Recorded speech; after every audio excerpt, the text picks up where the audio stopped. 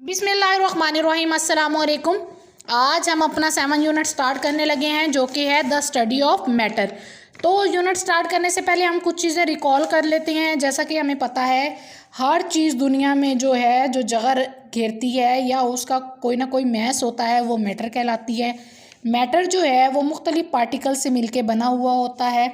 Matter की 3 states होती हैं, सॉलिड, लिक्विड और गैसेस।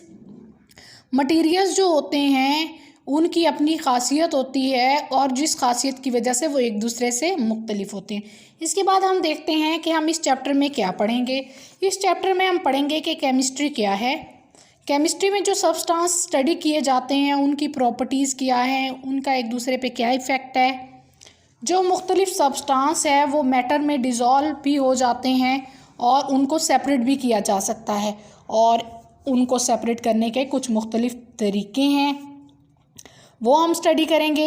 उसके बाद हम देखेंगे कि जो सब्सटेंस हैं उनकी फ़िज़िकल और केमिकल प्रॉपर्टीज़ जो हैं उनको चेंज कैसे किया जा सकता है। तो दुनिया में बहुत ही कम सब्सटेंस ऐसे हैं जो कि अपनी असल हालत में मतलब प्योर हालत में मौजूद है, खालिस हालत में मौजूद हैं। जैसा कि नमक जो अपनी खालिस हालत में मौजूद है वो एक ही तरह के पार्टिकल से मिलके बना हुआ होता है और ज़्यादातर जो चीज़ें हैं वो बहुत सारे पार्टिकल से मिलके बनी हुई होती हैं। जैसे बहुत सारे मटेरियल्स और सब्सटेंस हैं वो मुख्तलिफ चीज़ों से मिलके बने हुए होते हैं। तो हम एग्ज़ाम्पल देखते हैं, जो हवा है वो भी मुख्तलिफ गैसों का मजबूआ है, उसमें एक तरह की गैसेस मौजूद नहीं हैं, तो इसका मतलब है वो भी मुख्तलिफ पार्टिकल से मिलके बना हुआ है।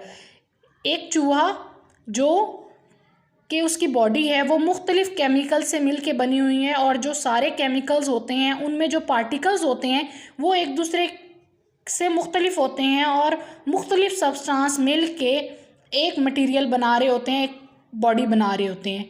या एक से ज़्यादा किस्म के पार्टिकल भी हो सकते हैं, एक किस्म के भी पार्टिकल हो सकते हैं।